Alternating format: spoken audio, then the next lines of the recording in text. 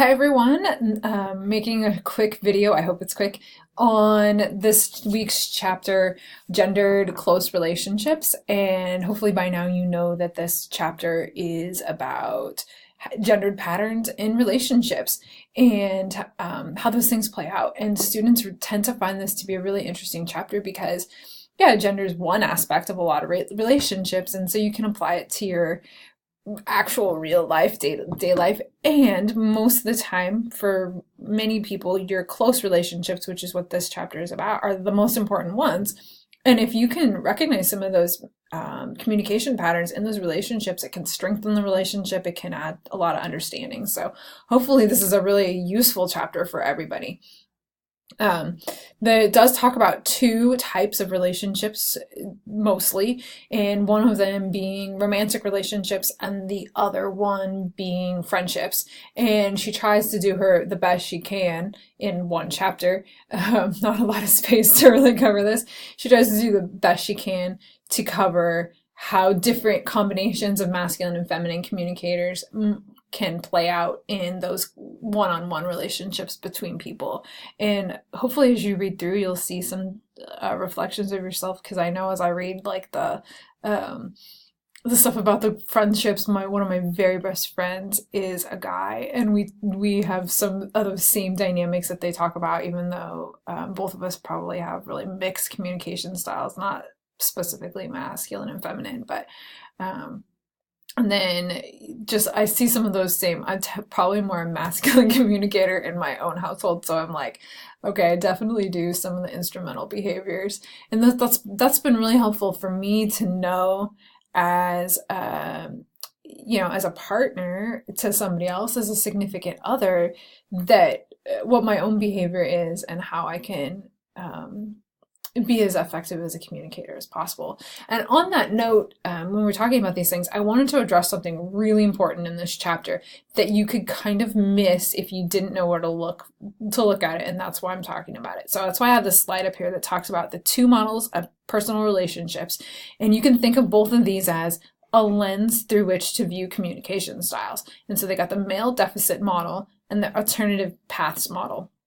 And Julia Wood, and what I'm guessing is an attempt to be unbiased, kind of talks about them as if they're equal, and maybe they are. I'm going to put that out there. Maybe they are, or maybe they are not.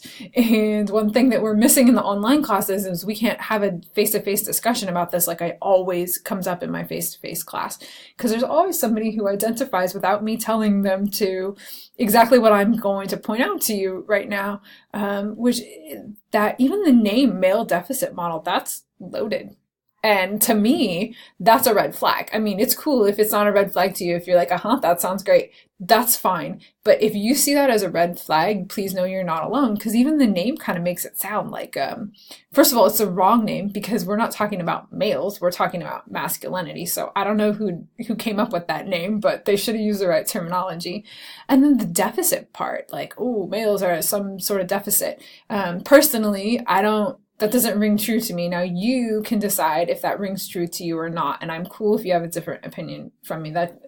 I like critical thinking. But please know that if you read that and you were like, something about this feels a little judgy, that's fine. The alternative paths model is there to give you a hug or a friendly handshake, depending on what's comfortable. Because if you read this and you read what they're saying about these two models, male deficit says, okay, masculine and feminine communicators have different ways of communicating, which you all know pretty well by now. And in this context, the masculine communication styles are not as strong. And typically, yes, we actually can prove the second half of the statement here, where it says that people report more satisfaction in feminine relationships.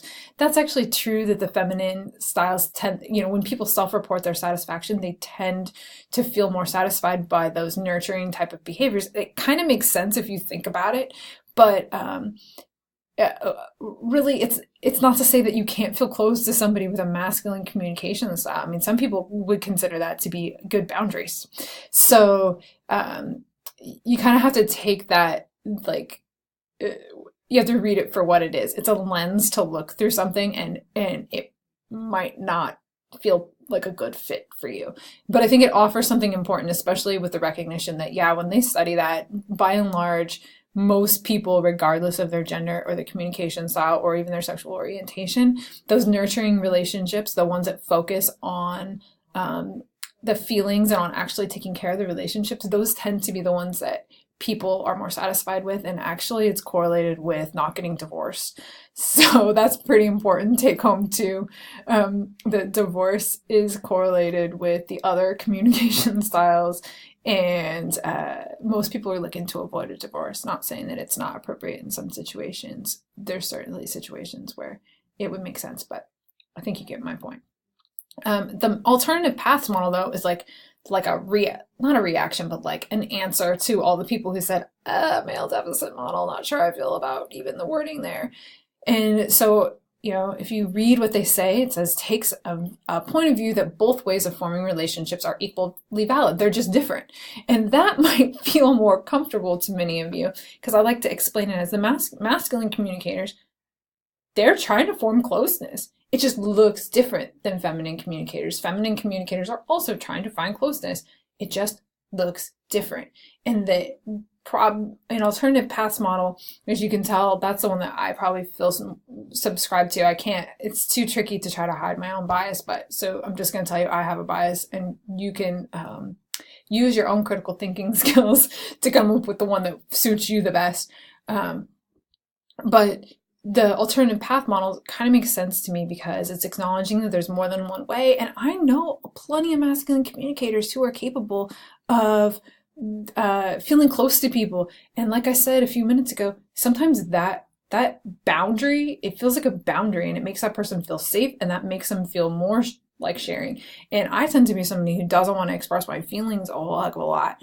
And so from the inside of that, for me, it's like, well, that's just if I'm around somebody who doesn't push me too hard about my emotions, that feels so safe to me. Whereas if somebody's like kind of trying to draw it out of me too much, it gets to a point where it's too much, in particular if I don't know them very well. And then it might cause me to not want to get to know them very well. So, and some of that's personality stuff in there too, because I can be pretty introverted about that type of thing. But I just want you to think about those two different things, their lenses.